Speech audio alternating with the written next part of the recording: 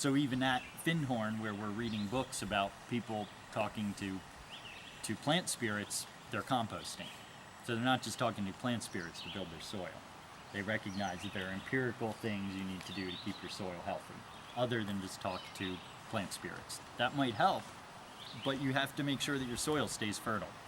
So it's key to think about that on our sites, and how are we going to build fertility in the simplest, most effective ways.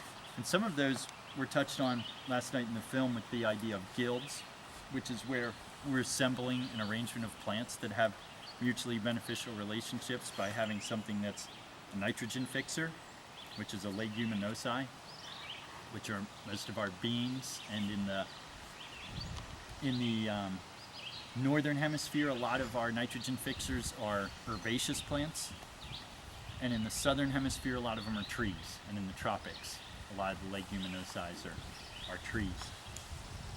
And a quick other thing to remember about compare, contrast tropics to temperate is tropics, very thin soils, all the nutrient, pretty much 70 to 90% of the nutrients in the tropics is held in the top growth in the vegetation. It's not in the soil.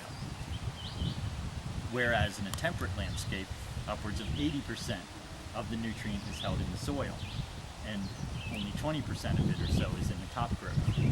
And so what we focus on in designs that are tropic are lots and lots of plants. What we focus on in designs that are temperate is lots and lots of compost. We need to build soil, constantly building soil. We're still going to do soil building in tropical gardens, but less of it, because more of where those plants are getting their nutrients is directly from the water